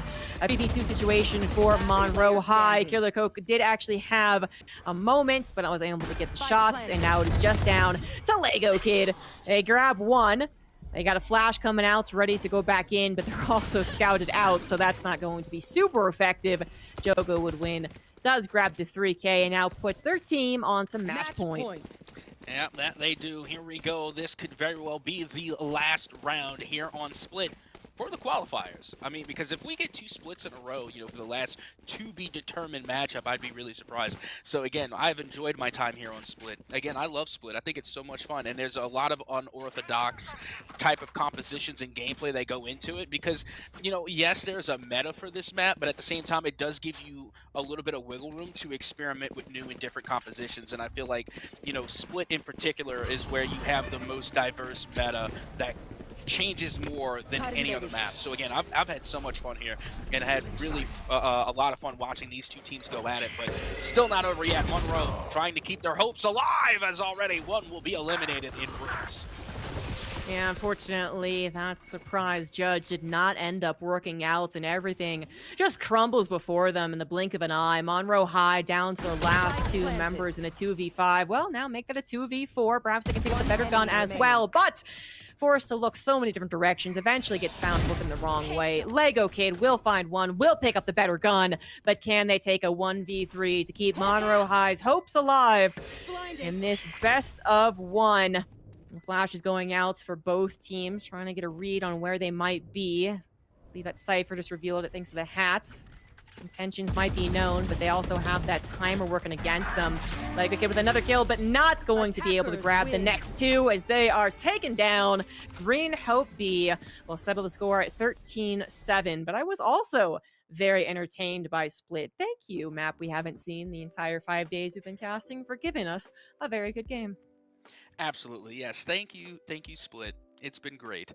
But, with that being said, I think it's time for us to split. But again, that was a really bad attempt at trying to throw to break. It's not my job. I'm sorry, Zombie, but I just had to get that quick little punt in there. And I'm not even going to throw to break just yet, but please use that when it is time to throw to break. One thing I just want to talk about real quick again is, the different compositions that we saw going into that. And again, like I said, the compositions are probably the most diverse when they're on split, because it gives you a lot more room to be a little bit more creative. So again, we got to see the composition come out where you had even called out, the KJ and the Sage, the double Sentinel composition, which did work a couple of times. But the only problem is that they were going up against a double initiator composition that relied entirely on the beasties. So you even had mentioned the KJ, and you have a lot of that utility that slows down progression, slows down aggression.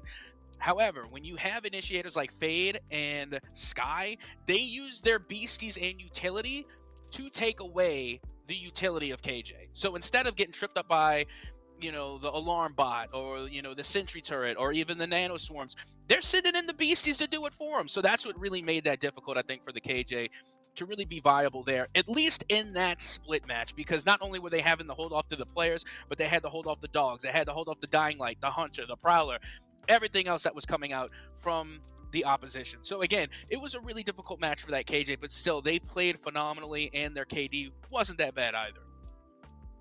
Took me a while what you meant by beasties, but I get what you're putting down. Nice would breakdown. Would you rather me say Pokemon? Because that's what it feels like. They're throwing out their Pokemon. I guess I was gonna say pets. I don't know. Okay, pets. All their pets are extinct though, so it's kind of sad actually. I call them anyway. beasties. Yeah, either way, they're Digimon. That's fine. So we got the second best of one done for today, guys. We do have a third best of one. However, we are not quite certain as to who that is going to be. So when we come back from break, we will be able to tell you who the players are, who the teams are, and what map it is for our final best of one of the week. So let's split to break.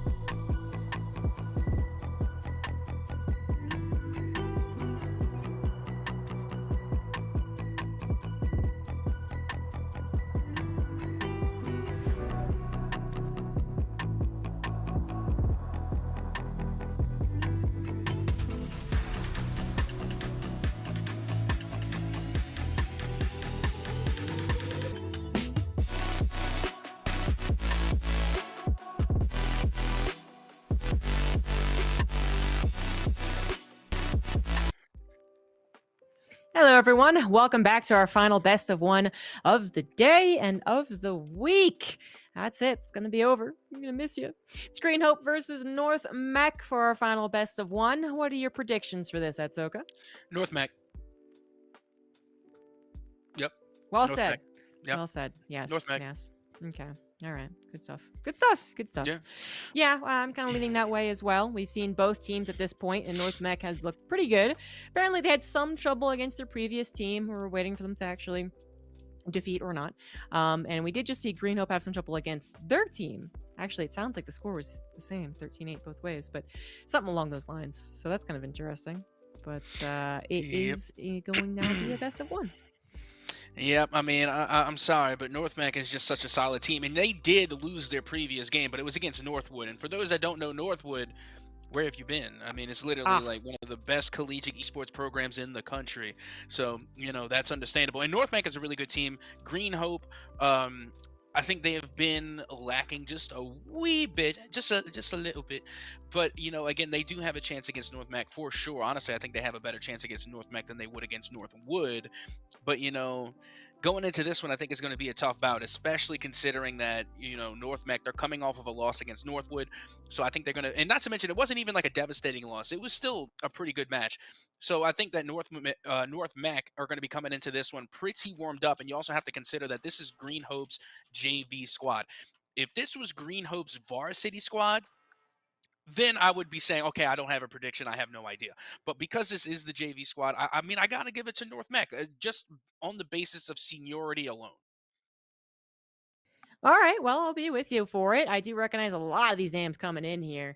And Lotus will be the field of battle. As I think we both agreed that we actually liked this map. I certainly like it, not just because it's pretty, but because of the doodads on it. It does have some interesting ways to play. And we have our second triple hit map. So that's always fun. We have Green Hope B and North Mech, both all types of warmed up, getting into this. Decisions being made on the composition. Just waiting for Katao, who actually was the Omen in their last map, has changed things up this time. Yeah, and it's very interesting, because again, we have seen some pretty interesting names like, Scared of Girls, Women Scare Me. And now on the side of North Mech, we have Gamer Girl. So, I mean, again, if we had some of those other players going up against Gamer Girl, then they wouldn't stand a chance. I mean, Gamer Girl would literally just roast every single one of those. What was it? Women Scare Me and Scared of Girls? They wouldn't stand a chance. Yes. Not one chance against North Mech. Apparently not. That would just be too devastating. And now we're into it, and North Mech will be starting off on the defense. Green Hope B starting on the offense. We've seen some shenanigans on Lotus. We've actually also had a couple of just real tight games as well, which we got to discuss at length, a little bit of the strategies rather than just seeing people steamroll all over each other. And one of the consistent ones is that the C site is difficult to hit, or to retake, sorry. So you want to make it difficult to actually hit. And that is where Green Hope B seem to have their sights set.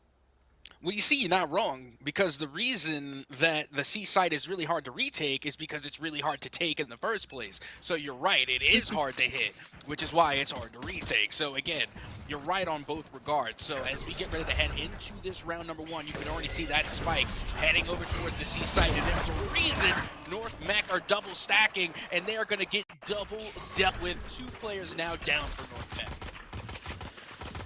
But the plant's going to go through, and North Mech still have a chance for the retake. But like we've said, it is kind of difficult to do. We've seen it happen, but sometimes just because the all-star player is able to grab 2 or even 3 all by their lonesome. Can that happen here? Who is it going to be that dominates the retake? The Vitality's heading in first. Clownfish already helped out by taking down Rhino. So a 3v3 situation as the retake getting onto site actually surprisingly easy, because we had North Mech rushing onto the site and Green Hope B backing away. So that worked out in their favor, even though we did have a cheeky attempt that is stuck defuse with the Phoenix Wall to hide behind. The angle was still there from C main for Green Hope B to take them down. It's 100% the reason why I say mound is meta, because when you put the spike there, right there in the corner, you don't need, it doesn't matter if there's a wall, doesn't matter if it's a smoke, you are literally narrowing down the few positions that you could be on for the defuse. So as long as you're on the mound and you're firing down that lane, chances are you're going to hit something. But that Phoenix wall was even more cheekier still, not just hiding their position, but constantly healing them as they took the chip damage. Yeah. Prolonging the defuse, even though it wasn't enough, it was still a pretty high IQ play. Yeah, no, that's a good point as well. You're right, it was not enough. This time around, the attempt to hit B is, well, I guess kind of once again stopped a little short, but this is just a super stop, right? They take down one, and so Green Hope B decides, you know what, with 4 people still left standing, let's go ahead and rotate into more of that B hit, planting in the top left corner as well. And now North Mech are setting up the retake. We got a little bit of lurking going on, some different directions actually, both attack side and defender side. Jogo would win, takes down one more. North Mech going way far back into their own defender side to get the other angle. Now coordinating with the rest of the team, but Jogo would win is really ruining this coordination. Finally, it gets gunned down. They've taken down 3, and also there's so much time bought for the spike to actually detonate. The defuse has to come in right here, right now, and that opens up the opportunity for Rhino to come in with the Spectre and take everyone down, giving Green Hope B the 2-0 lead. Yeah, and right now Green Hope, they're just really playing, I don't even want to call it fundamental. They're just playing with their with the right headspace. And again, I'm trying to word this the best way I possibly can, is that they're playing very methodical. You know, there's a lot of method to the madness that they're bringing here onto Lotus, because, you know, again, they go for that C site plant in the pistol round, and they know it's a hard retake. So boom, already they get the round 1, and then they go into B site, which we had mentioned earlier. B site is very easy to plant, also very easy to retake. The exact opposite of C. But the best time to plant on B is when you have the weapons advantage, and they did. So again, they were able to guarantee their second round win, and now here we go into a possible bonus round for the side of Green Hope. Entering into B from A-Link, and that will reward them with the plants. Now the retake from North Mech looking to be set up. Time in which they hopefully got the guns to actually make it work. The flash comes through and ends up being a trade, and actually then some Katao able to get 2 before finally going down. Clownfish on the other side of things, really helping out. Both the chambers doing some work. Now only Logan for Green Hope B left alive, trying to stop the fuse from happening, but the Phoenix once again being a nuisance. But here comes the pistol as well, and that was so close to being a clutch right there from Logan. But Clownfish will get the 3K, and yes, we'll get the defuse to give North Mech their first points. Yeah, and again, you know, that B plant, again, just not as effective when you don't have the weapons advantage. And yes, you could say that about any site, but at the same time, you know, if you were to do that on the C site and you weren't having, you know, the weapons advantage, you would still have a better shot than you would at B, even though Green Hope still put up one heck of a fight despite being at a weapons disadvantage. And not only that, but they made it an expensive win for North Mech, to where now they can't really get the full buy, and Green Hope can. As we get ready to head into round number 4, they get the full buy plus an op coming out on the offensive side for Green Hope. Round 4 underway right now. Oh boy, Chamber with the op, waiting for someone to poke their head out. No one does, just the smoke put down by the Omen. That gives them the orb. Now, not going to get the opportunity, but it looks like it's going to be a swing back onto the attacker side of the map to hit another site. Plenty of time to choose where they want to go, and North Mech got to be careful not to over-rotate here, and they are not sticking to their sites, prepared for any hits, and it will be looking like A, unless they bust the door here. Actually, another orb could be up for grabs. The suppression just revealed their intent, however, and they do need to worry about some pressure being applied from North Mech. To watch the op in play here. It is going to be Rhino getting the plants. Fatality's trying to do something with Sheriff. Not going to work out. Rhino takes them down. Gamer Girl actually going to be jumping on in. Very bold and not some very good effect either. Clownfish wins out on the chamber battle in a 1v2. They could do something. Logan's prepared for it though, and they are not looking the right direction at Logan. So an easy peasy crossfire set up there, and Green Hope B will take 3. I can call them Green B. You know, that still tracks. It works. Like, you know, It's like, again, it's like the Green Hornet, but instead it's the Green Bee. But regardless, you know, we're going into this next round, and look at the work that Clownfish is doing. And this is the thing that had me excited the most about going into this, is having the Chamber v Chamber matchup on Lotus, because again, Lotus is one of the, not few, but one of the fewer maps where Chamber is still viable. Again, even after the nerf of the Rendezvous, it still works really well on Lotus, because again, there's so many walls, there's so many avenues to where you can use the Rendezvous to get out of dodge, and then you still be within some protection, just like that. Clownfish, perfect execution of the tour de force and the Rendezvous. Nicely done. Clownfish going to be pushed back a fair distance, but that's not actually the site hit. So as they're pushed back, it's going to be a rotate over onto the C hits. We do have both chambers available with their ults should they want to use them. Logan getting the plant now. North Mech I've got your now the knowledge of where it is. Seeker's about to give Green Hope B all the information. They know the angles of which are now being set up at the very least. Skydog for more information as well. G333, I guess that's what we're gonna have to call him. Throw out a knife to get things started. It's going to be Rhino taking down 3 immediately. The slaughter. Oh my good lord. The defenders went for the retake and were like, let's go. Okay, let's go. All right, let's do it. Oh, geez Louise. They just got clotheslined right there.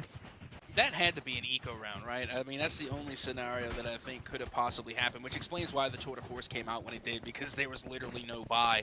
But now you can see we are going to get another rifle round. This is going to be a full buy coming from North Mac, and they really need this win right here. I mean, if you give this round away, you're essentially giving a bonus round to Green Hope. So if they cannot reel this one in, they are setting themselves up for quite the deficit. I mean, the economy will be a little bit far gone, but you can already hear for Green Hope that Tour de Force did get called in, as they are now pushing over towards the A site. Getting their picks with it, not immediately. As absolutely, it's going to be that a hit. Most of the members of North Mech are coming on over to defend, just making sure it's not going to be any rotates. Katao does grab one, but it was the Phoenix ult, so kind of, not really. And now the plant is here, so the retake's going to have to come in. Clownfish, the star player thus far for North Mech, does get taken down first and foremost, and the rest of the team do the trick. They are picking off members of Green Hope B, so absolutely can't happen. 3v1 situation. Diffuse trying to come through, but Katao is about to go ballistic. The halfway diffuse is there. The attempt to go back in after the flash, and actually the swing is the right decision from Fatalities, who is going to get the diffuse. And you said it, that was a very important win. Well, North Mech got it. Yeah, that they did, but every single time North Mech gets a win, at least here on Lotus against Green Hope, it's expensive. They lose so many players in the process. 4 back-to-back players for each round that they've won. That is what the cost was, and that's 4 full rebuys they have to come with. So now I'm wondering, what is the North Mech economy going to be looking like as we get ready to head into round 7? Because we already know Green Hope, they have a little bit of change to work with here. I mean, look at this. They're coming in with a full buy, and yet again, North Mech, not necessarily broken in the economy, but they have to rely on Bulldog, and I saw at least 3 half shields. So still, not a full buy from North Mech, even after winning the last round. Mm-hmm. We got 2 ults, both teams actually. There. Mostly different in their utility, I suppose, but both with the option, as we do have just some posturing, some scouting going on. Spike left on the attacker's side, nice, safe, and comfy. No one getting drawn out quite yet. So there's the peek, there's the check. Fortunately, they survive. And that has drawn, a little bit more attention to the A site. B might be opened up thanks to Katao, who really did well in the last game that was on the stream. Gamer Girl is waiting! And they got the hits, so I don't know if that really opened up the sights as much as Green Hope B was hoping, but these next 2 picks might have. We have a couple of ults going down, the Reyna and the Fade as well. They still have yet to actually get on the site for the plant, however. Rhino waiting for someone coming along the defender side of the map might just be rewarded. Jogo would win, really helping to break open the site, but finally going down. It's Fatalities who is continuing to give hope to North Mech. You know, 1v1, both parties injured. They got to run it back, and that is going to be so freaking useful. But it's actually just a weird situation in which the Omen from Green Hope B just running away. They're running away to then try and get back on the... okay, they grabbed the spike. Yeah, that was actually successful. And that is going to be a plant in the nick of time. It's a little blurry on my side, but I do assume it is in the nick of time. Oh! that you can't cut it closer than that. You literally can't. You were safe around the 4-second mark. You know you're safe, but that was a little less than 4. Meanwhile, fatalities coming from the A side, from the attacking spawn in order to come through with the defuse. I mean, that's just clutch. I mean, I really don't know how to feel about it because I don't know. Would you consider that a little bit lucky that they weren't checking attacker spawn? Instead, they were checking defender spawn? Is it a 50-50? I don't know. Regardless, all that matters is that fatalities, again, coming in clutch for the side of North Mech, and all of a sudden, North Mech, they are back in this game. Yeah, absolutely. Fatalities. And Clownfish. I mean, everyone doing their part to try and make this comeback happen. And it's, you know, it's not like a tremendous comeback, but it's one of those things that's not necessarily just about the rounds on the scoreboard, but the what happens to the economy. Is it's going to have to be the pistol buy after a severe loss. And it's going to stop that. North Mech still have 2 ults to their name as well, trying to defend what is now going to be, I guess, the retake, as Rhino did get in there successfully for the plant. Retake being set up, the blind comes through, Soulbound actually ends up with the Sheriff getting that particular kill. Jogo would win, though, finally taking down fatalities with the Stinger. I don't know if they would pick up a gun or not, so that is currently the difficult part of Green Hope B holding on to this site. The fuse will not come through as Loken comes in, but Clownfish, even better coming in. 3K for him, and the defuse will go through in a tied-up series, and it feels like so long since I've said that. Thank goodness. Oh yeah, I mean, and again, that's what B is. B is the meat and mid. That's where you have so much chaos again because there's so many different entryways, so many different angles for the spray, and it's essentially becoming a team deathmatch whenever you step into the ring, the square box that is the B site. I mean, when you look at it, it really does look like a boxing ring, right? It's a perfect square, so you're essentially just setting up to duke it out in B, and again, the weapon advantage went to the side of North Mech, so therefore they get the win. Now we're heading into round number 8, or rather round number 9. Tie game now, 4-4, and the ult economy actually favoring North Mech. They have 2 ults to the 1 from Green Hope. I've got your trail. And I believe Green Hope did buy an op. It hasn't really played a part. Oh wait, yeah, it's supposed. Reverse them. We have Rhino coming in from the left of the site and surprising the defenders, but finally taken down. And once again, fatalities. Thinking it's going to be a little slow going, and then he comes in with the 3, Clownfish with the 2, and all combined together, that is the most dominating performance from North Mech yet, only losing 1, still having all of their ults, and 1 more, and now taking the lead. Yep, that they have. And luckily for Green Hope, they still have some economy to hold on to there. As you can see, they are going to be able to buy a little bit here. Again, it's not necessarily broken, but it's not a full buy either. So again, they should be able to come through with a respectable round nonetheless. But what you should be nervous about right now, if you're on the side of Green Hope, is the null command on the side of North Mech coming from that KO. Honestly, I rarely see KOs on Lotus. As a matter of fact, this is one of the only times I've seen a KO on Lotus. And I got to say, I am loving what they are bringing to the table. Normally, you would see a breach, something along those lines, but I gotta say, I love the way that KO is operating here on Lotus. They are doing a great job so far. Currently being the lone defender on the A site, which Green Hope B is starting to inch towards. And once again, we're kind of pushing out, getting some scouting done. Now pick up the spike and now have made the decision. A site it will be. It wasn't just the KO, though. Fatality's also coming in to help out, and that has been a key member of North Mech. Will they continue to be?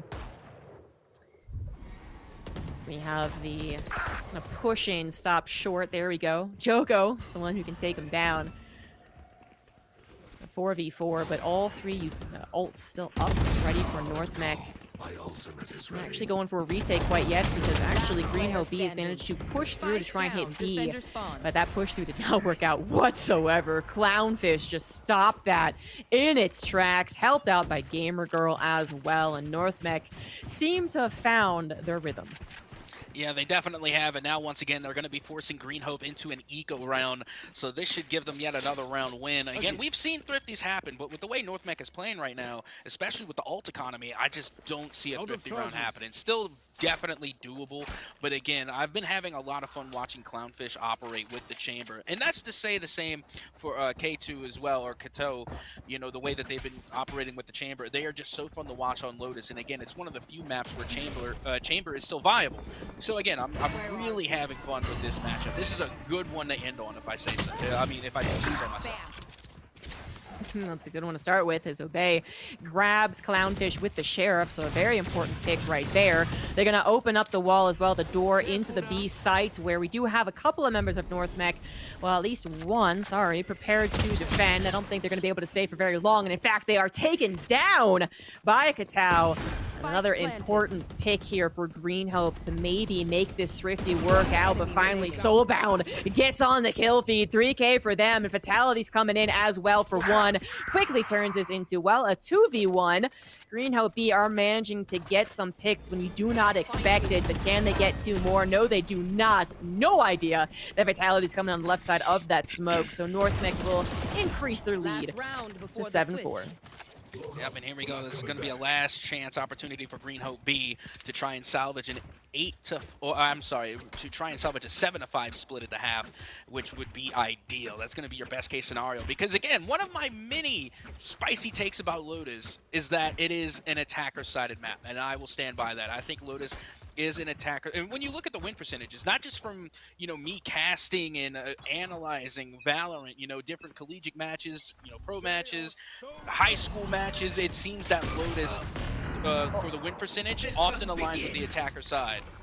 And with that being said, you know, North Mech being able to take the lead on the defensive side early is only going to give them a further advantage when they switch.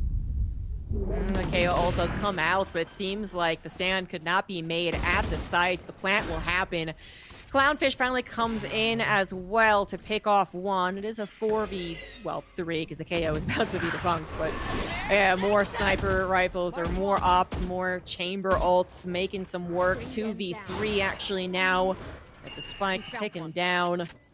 Things just did not start off well this particular round for North Mech, honestly. Fatalities tried to be cheeky with their own op play, but was taken down by a rifle. No, it is only down to Soulbound, who just had a very good round for them, but oh, good lord, just barely getting that in and dodging away from the shots. But unfortunately, even if they are able to take down the members of the opposing team, there just isn't enough time to get the defuse, so it doesn't really matter, as the attackers will win this one. Green Hope B will go into the second half at 5-7. And that's not a bad split at all. Again, you know, it's the one shy of going into it dead even. So again, a 7-5 split. Great round from both sides. You really can't be disappointed with North Mech or Green Hope with the way that they played. And the one thing that really does make me nervous again for Green Hope at this point is that, again, according to Captain's analysis, which can be askew from time to time because Captain be Captain, for at least my observance of Lotus, it seems that the win percentage favors the attacking side. So now that North Mech is on the attacking side and have a 2-round lead, that is 2 rounds of insurance that North Mech has going into the second half. So Green Hope, they're really going to have to step up defensively to try and counter that. The only problem is that their composition isn't very defensive. A very forward position from Jogo. That's them one. Now they're going to be overwhelmed. So just the trade coming through. Of course, a little bit of scouting as well. Does seem very much like the intent is to hit C. Obey now needs to get prepared. It is not going to actually come to fruition. I do actually think that is the better call. Now you might have an over-rotate from Green Hope, as they desperately want to stop that C site from being planted. So the rotate comes in, and it goes over to A. Something that the defenders have also kept in mind, but they haven't gotten confirmation yet. Now I believe they have. A lot of utility coming through. Try and stall that out. A high round taken by Catal, our first pistol of the second half. Clownfish takes down Logan, and we do have the 3v4 situation favorable for North Mech. Quickly turn it around. The plant will happen. And now 2 versus 2. Last Who's going player to get the better standing. trade? Some One angles being enemy set up to remaining. help actually make that a trade. 1-for-1. Tao going for the defuse. The weird, that was an interesting teleport. And the defuse is going to actually be kept. Oh no! Soulbound thinking that there would be a halfway, but the pros do not lie. And Clownfish actually typing in chat. You stuck that? Really? All right, cool. Yeah, good job. Of course you stick that. I mean, you have to stick that, especially, you know, knowing that where the Omen is coming from. You know, they're coming from corridor on A main, and you know they had all the information that they needed. Not to mention, I can only assume, which they might not even had, but I assume that they had the rendezvous at the ready. So even if they were to begin to be fired upon, they could have rendezvoused out of dodge, and they would have been good to go. So again, it kind of felt like they have a backup plan, an exit strategy, if the worst were to happen. So again, great play being made by Kato in order to secure that first round win in the favor of Green Hope here in the second half.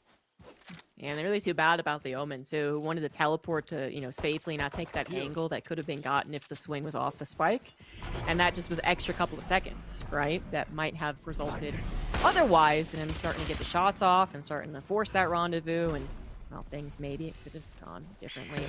Not going to be the case. We do have a tight game here. So North Mech is now only up by 1. Fatalities came in strong on the defense, trying to do so on the attack. Unfortunately, Katao was there to stop him. And looking for more. Oh, okay, it's gonna get more. Spike planted. Plant comes through, but they are waiting. They are waiting to get more shots off. Jogo starting to help out as well. 2v3. Plants happening. The spike is counting down. The fuse going to try and come through. There are multiple members of Green Hope B looking absolutely the right direction. So an easy defense. They get the defuse and they get the tied score. Yep, that they do. And now this is where we are going to see North Mech get a shot to try and take their lead back here. They're going to be able to come through with a buy up, not necessarily a full buy. You can already see that Clownfish, they're going to have to sacrifice that full shield and have to settle for a half. But meanwhile, you do have Green Hope with a lot of Spectres. They're able to buy up to get 1 hero rifle on the board as well. And then not to mention, we're looking at Obey. Unfortunately, looks like they're going to have to stick with the Classic for now. But also North Mech, they do have 1 ult on the board. They do have to run it back. So let's see what they can make of it as we are well and underway here into round 15.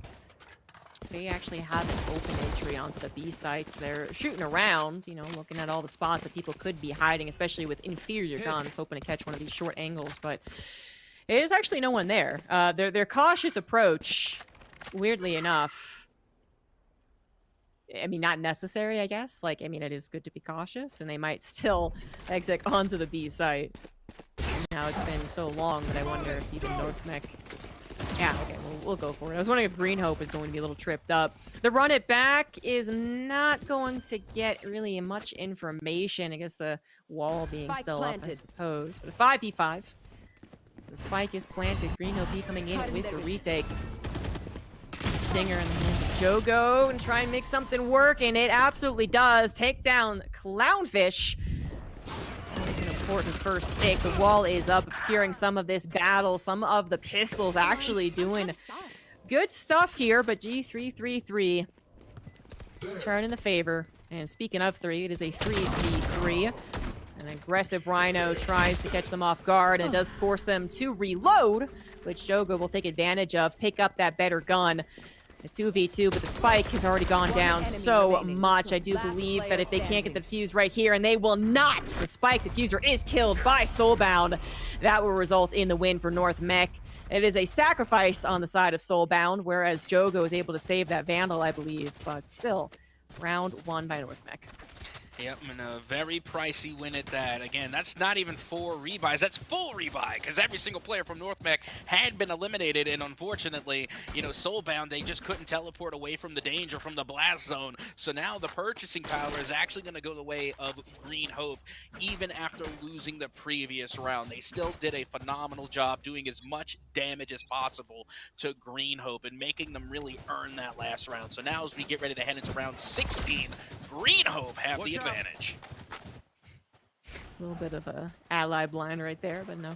No problems. They are still going to be able to push the site, but now we have 3 defenders, and it starts off with Jogo with Win grabbing 2. Obey not able to get 1, but no worries. Jogo's right there, getting the 3rd, and making sure that that C site is not going to be hit. In fact, making sure that this round hardly lasts much time at all. That is quickly back to a tied-up score. Yep, that it is. A real tug-of-war and back and forth here onto Lotus. And speaking of, the ult economy is just about the same. 2 apiece. But again, that no command coming from the KO, that just throws a wrench into everything. Again, you hardly ever see KOs on Lotus. So when you do see them, it really does shake up every single play that you could try and possibly bring out. Because again, that no command is going to keep you from using the tour de force. It's going to keep you from using your Empress. So just being able to use that will guarantee you a site plant and should be able to guarantee you, the spike plant as well. So again, not only are you going to be able to take control of the site, but you should be able to plant. And now it looks like their attention is going to go towards A. And there's that ult from the KO. Cal waiting in the corner, though. Not checked is going to be brutal. Oh, well, so much for that. The attacker's side thought they could just rush on in, but the defenders were ready to go, and positioning so cheesy gives them another very quick, very easy win. Green Hope B starting to really take back the reins. They still have so much money. They still have all of their guns, and it's North Mech who might have to forfeit another round, waiting more for their strategies to pan out when they've got the rifles. That was a huge play coming from Kato. I mean, phenomenal. I don't know how they didn't spot them there. That was so cheeky, and it was punished so hard. I mean, they were able to come through with a 2-piece afterward, and it's amazing because they were even hit with the paranoia. So they sent the util to boxes and still didn't even check behind them. They didn't check the corner. And so, again, huge punish coming from Kato and the rest of Green Hope. Phenomenal round. It's clearly they're carrying that momentum here into next, as they are just wiping and washing away the offense of North Mech. Fortunately, Soulbound wasn't able to get anything despite finding a decent position. It was a potential surprise, but didn't find the kill. And taking down 2 at the very least, but and something looks to be just 1. Fatalities, maybe just hoping that there could be someone overly aggressive. Kind of dodges away from the utility, but still gets shot down the old-fashioned way. Green Hope B will extend their lead, but that was expected. It just is unfortunate that North Mech couldn't find anything more in the expected loss. More pick-off there. Well, here we go. Now we are entering the territory of must-win for North Mech. If they do not win here, they will all but guarantee a match point in favor of Green Hope, and then they'll have to save, of course, just so that way they compete, but then they'll be working literally with their backs up against the wall. So this right here is a must-win round for North Mech. This is a rifle round. No excuses here. Full buys from both sides. Here we are, round 19 underway. 2 rounds ago, they had a similar setup, though. They seemed to have the utility and the ult on their side. They kind of blitzed in on that A site, and it just all went to, well, bad stuff. It went to bad stuff. Now, with the same sort of situation, they are going to drastically change the tactic. Not going to blitz on top of A, but rather take a little more of a cautious approach, try and get some opening pickoffs, try and get some real positivity as far as where that site is going to be open. And it is going to be starting to merge all together towards that B site, through pillars, looking through main, making sure that no one's behind that box. And now the Seekers are going to come out to kind of confirm where the defenders are. But speaking of ults, Katal brings out the tour de force and finds, well, the Phoenix ult at the very least. Takes that away. And also Green Hope B lost a member straight up in the ensuing ult battles. A lot of carnage, a lot of chaos, a lot of gunshots, all only going down to just the 1 kill. And not even a spike plant, so usually expect all hell to be broken loose on B site. No. Rotate while they still have the seconds. They still have 26 seconds left over. Katal, though, once again. Such a bother.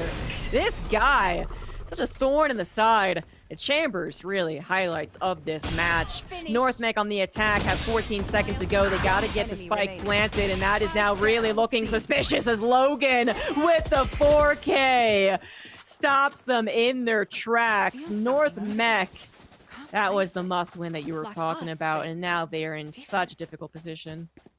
I mean, it looks like they have a little bit left over to buy here on the side of North Mac, which, thank goodness. I guess it wasn't as much Oof, as, yeah. the must win that I thought it was going to be. But regardless, though, Green Hope have set themselves up so successfully to put themselves onto match point, even though it wasn't a must win in terms of economy, just for momentum and morale. I think it was a must win because now all that momentum, all that morale is going to go to Green Hope. And they already had the lead on their side. So they are definitely going to be You feeling want to themselves in this play? next Let's round. play. It is great that they were able to get those guns, and for the most part, full armor as well. But now I think it really goes down to some in-game leader, right? Saying, like, we can still do this. It's still very, very close, and it does work out well in the beginning with fatalities finding one, but then getting found in turn. Some of the big highlight players for both teams going down, leaving a 4v4. Clownfish's Sword of Force is out, hoping that someone gets into their sights. I don't know if anyone's actually going to try, though. They know that one is out. It's a little bit of an omen lurk, perhaps. Maybe they could break open the door if the attacking team's a little distracted. They're going to take the long way around and really are going for more of a lurk. But there's the omen ult from the attackers to get that cheeky plant onto C. Now, of course, like, the plant doesn't necessarily mean that their team members will be there to help defend the plant, and that is now the major problem. Everyone is down now for North Mech. Just the Omen who got the plants. 1v3 situation. So many angles to try and defend against, even though it is the favorable site to do so. Not like B. 1v3, it's just so darn difficult. And Jogo would actually going to swing in there and just find him as if it was plainly obvious. And Logan will also get the defuse. Green Hope B now going to match point. Oh my. Once again, North Mac getting punished for not checking the corners, not checking their angles, running around with knives out. Even without playing Valorant, you should never run with sharp objects, to ever. That's dangerous, and sure enough, it's just as dangerous in Valorant. Now look at you, getting two-pieced in the mid by a lurky turkey of all things, and now you're on match point. In the favor of Green Hope. Again, North Mac, I think they, much like myself, underestimated Green Hope, and now they're getting punished for it because, again, they're making common mistakes that normally North Mac would not be making. You're simply not checking angles. You're running with your knives out, and you're getting caught every time. Well, speaking of getting caught, Obey not able to make any work there with the Guardian. Now Jogo is still there to help defend, takes down the KO knife, lickety split too. And is a powerful force to start the defense, but they also can't do it all by their lonesome. Some of the chamber battles going on as well. I said Jogo couldn't do it all by their lonesome, but perhaps I'm wrong. They're going to be able to dismiss out. They've got the heals going, and they might be able to do it. The rest of the team came in to help as well, of course. It's all down to 1 for North Mech, and it will not be good enough. 8-13. Green Hope B win out in this best of 1, surprising us, surprising the opposition, getting the W. Well done to them on Lotus. Absolutely. And again, I think they thought it was going to be a lot easier, and they just did not do fundamental Valorant, which was simply, check your corners, check boxes, don't run with your knives out. And you know what? They got punished drastically, and they got a little bit too ambitious, too aggressive, for sure. I mean, they were just trying to blitzkrieg their way in, and then just thought they were going to be able to win the gun battle. Simply was not the case. I'm truly impressed by Green Hope's performances here. They definitely outplayed expectations, and they played fundamental Valorant. They did not leave any stone unturned. They did not take any gunfight for granted. And even after they lost the lead, they managed to hold themselves together and reel it back to take the lead and the game on Lotus. Great place being made by Green Hope B. Back-to-back victories for them is going to feel good to the end of the weekend, and then they get a week and the week, and then they get a weekend to look forward to. That's always a great feeling. I think that will be it for us, guys. We did only have 3 best of 1s today. The 4th one's going to be played at a later date. The regionals will be playing out January 20th to 21st, and states will be happening in early February, so be sure to be tuned in to that. Follow the channel, follow the Twitter, and continue watching some good old VESL Valorant.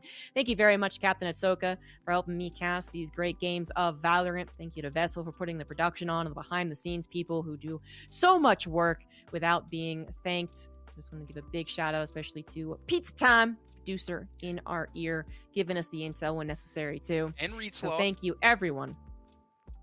And I mean, yeah, everyone, exactly. We also had the B stream going on. So, big shout out to all the casters doing the work over there. And just there are always too many people to go through. We need that credit reel to go on, just like the movies. But for now, just to be a more of a blanket thank you.